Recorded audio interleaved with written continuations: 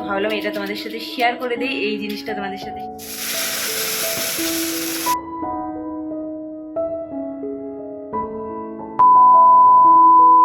Hello everyone, welcome back to my new blog. আশা করছি সকলে খুব ভালো আছো, সুস্থ আছো।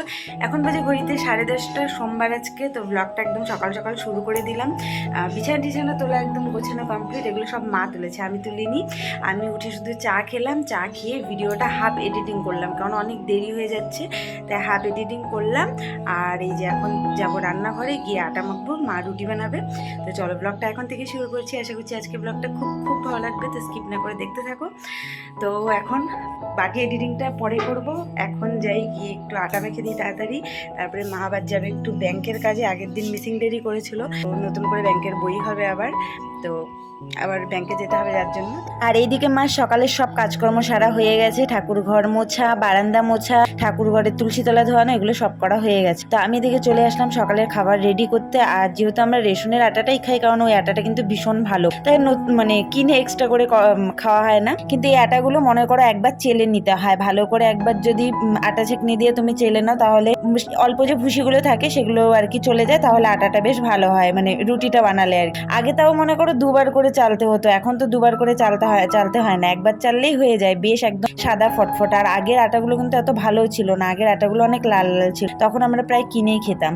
তো আমি এদিকে আটাটা ভালো করে একদম মেখে ঠেকে মাকে দিলাম, আর মা তাড়াতাড়ি করে রুটি ভাজছে, কারণ মা একবারে 2, 3, 4টে করে ভাজ, আর এত তাড়াতাড়ি করে আমি ভাজতে পারি না। আর কি যেন হয়, ক্যামেরা অন করলে না বেশিরভাগ রুটি ফুলতে চায় না, কেন জানি। রুটি কি বুঝে যায় নাকি যে ক্যামেরাটা অন করেছি? এই জিনিসটা আমি প্রায় দেখেছি, যে রুটিটা ফুল সেই রুটিটাও মনে করো আর ফোলে। তো আমি এদিকে আটা মেখে মাকে রুটি ভাজার জন্য আর কি হেল্প করে দিলাম, ওদিকে মা আমাকে রান্নার জন্য পাট শাক বেছে দিল, তো আমারও একদিকে হেল্প হয়ে গেল। আবার এই রুটিটা দেখো বেশ সুন্দর কিন্তু ফুলে গেছে। তো এতক্ষণে রুটি বানানো কমপ্লিট হলো, 2বার করে রুটি বানানো হলো। আর এই যে রুটি, তার সাথে হচ্ছে আলু ভাজা, সবার খাওয়া দাওয়া কমপ্লিট। হ্যাঁ, 12:30 বাজে। তো আলু ভাজা দিয়ে এখন রুটি দিয়ে খাবো, খেয়ে আমি স্নান করব। আর মা যাবে মাও স্নান করতে যাবে, মা পূজা দিয়ে যাবে ব্যাংকে, আর আমি হচ্ছে রান্না বান্না করবো। এইদিকে রসুন ছুলে রাখলাম, সব পাকার মধ্যে ছুলে ছুলে রেখে দিয়েছি। মা এদিকে পাট শাক বেছে রেখে দিয়েছে। তো এখন খেয়ে দিয়ে তারপরে তাড়াতাড়ি করে। পুজোটা কিন্তু আমি দিইনি, মাই দিয়েছে। ভাবলাম তোমাদের সাথে একটু শেয়ার করি, পুজোর ভিডিওটা শেয়ার করলে না খুব ভালো লাগে। আর দেখেছো কত ফুল দিয়ে আমাদের বাড়িতে পুজো দেওয়া হয়।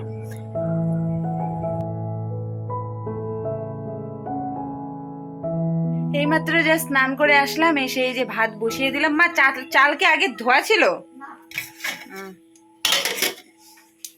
তো ভাত বসিয়ে দিলাম। মা এই যে ডিম আলু সেদ্ধ বসিয়ে রেখেছিল, তো ডিম আলুটা এখন ছুলে আজকে বানাবো ডিমের ঝোল আর পাট শাক ভাজা। আর কি হবে জানি মা? ও ডাল, মুসুর ডাল সেদ্ধ করা হয়েছে। যেদিন ডিমের ঝোল রান্না হয় না, আমার একদম ভালো লাগে না, যদিও গোটা ডিম আমি খাই না, ডিম অমলেট করে ঝোলে দেই আমারটা আর কি, আর বাকি সবারটা কিন্তু গোটা। তো সবারটা একবারে ডিম আলু ছুলে নিলাম, ছুলে এখানে ডিমের ঝোল বানাচ্ছি, মানে বেশি ঝোলও রাখবো না, আবার বেশি মাখা মাখা করবো না, ডাল করবো আবার তার সাথে। আর ঝোলটা একটু রাখতে হবে, কেন বাবা মুসুর ডালটা খায় না, মুসুর ডাল খেলে তো ইউরিক অ্যাসিডের প্রবলেম আছে, তো ব্যথা হয়, যার জন্য মুসুর ডালটা বাবা খায় না, তাই একটু ঝোল দিতে হয়। তো এদিকে ডিমের ঝোল নামিয়ে ডালটা ফোড়ন দিয়ে দিলাম, আর বাবাকে এদিকে কিন্তু আমি খেতে দিয়ে, আর তার মাঝখানে আমার পাট শাক রান্না করা হয়ে গেছে। তো এই দেখো আজকে রান্না বান্না, এখানে পাট শাক ভাজা করেছি, তারপরে করেছি পেঁয়াজ দিয়ে মুসুর ডাল, তার সাথে হচ্ছে ডিমের ঝোল মাখা, না কি বলবো বুঝতে পারছি না। তো রান্না বান্না কমপ্লিট, গ্যাস ওভেন টোভেন সব একবারে মুছে নিচ্ছি। প্রতিদিনই কিন্তু রান্না করে আমি গ্যাস ওভেন মুছে নিই, কোনোদিন মনে করো মা মুছে, আর কোনো দিন আমি মুছি, যেহেতু বেশিরভাগ আমি এখানে আসলে আমিই রান্না করি, তা আমি মনে করো মুছে নিই। কোনোদিন আবার মা তাড়াহুড়ো করে মুছতে চলে যায়, মনে করো আমার আগে মোছার জন্য।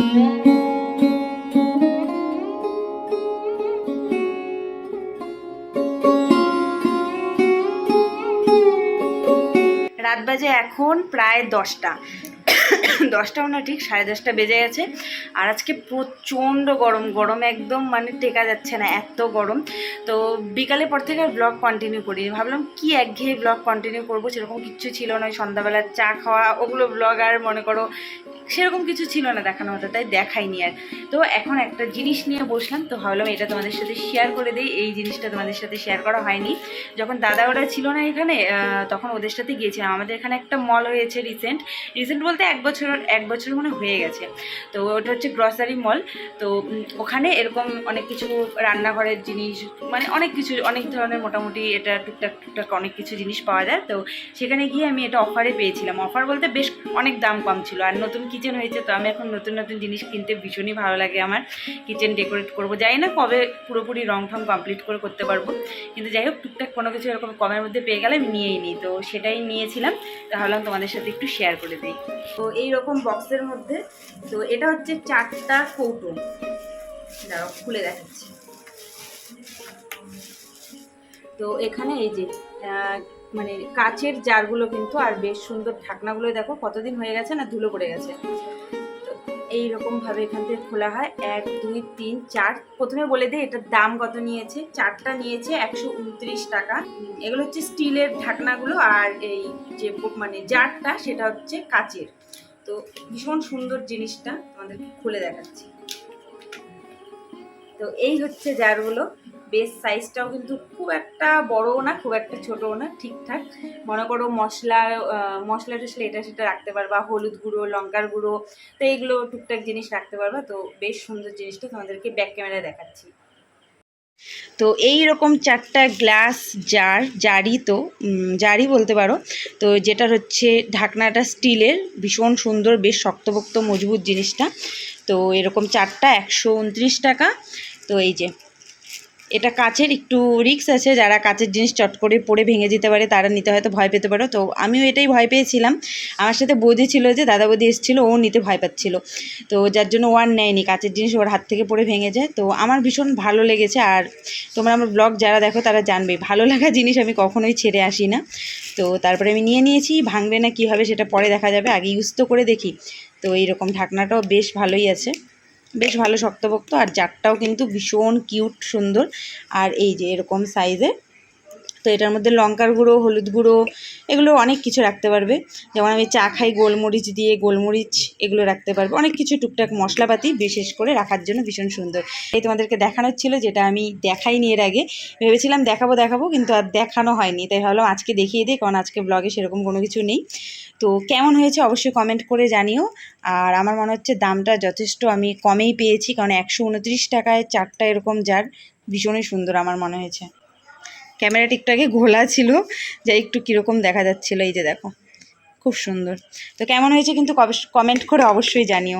তো এটা আমার নতুন কিচেনের আরও একটা জিনিস হয়ে গেল, যেটা আমি নতুন কিচেন হলে সাজাতে পারবো।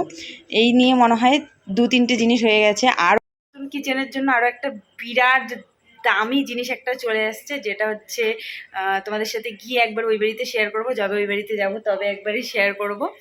তো সেটা এখন শেয়ার করছি না, শুধু এইটুকুই বললাম যে একটা সেই দারুণ জিনিস আসছে। তো এটা কেমন হয়েছে অবশ্যই কমেন্ট করে জানিও। মাকে বললাম যে একটা নিতে, বা একটা বা দুটো নিতে। তো মা বলছে না, আমার তো সেরকম কিচেন নেই, থাক তুই সাজিয়ে রাখিস। তো মা আর নেয়নি। তো এটা যেদিন যাব সেদিন এটাও নিয়ে যাব, আর নতুন কিচেনে একবারে সাজাবো। তো এখনও খাওয়া দাওয়া হয়নি, তোমাদের দাদাভাই এখনও আসেনি, ওর আসতে মনে হয় অনেকটা দেরি হয়ে যাবে।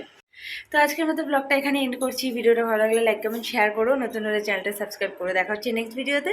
ততক্ষণ খুব ভালো থেকো, সুস্থ থেকো, টাটা, গুড নাইট।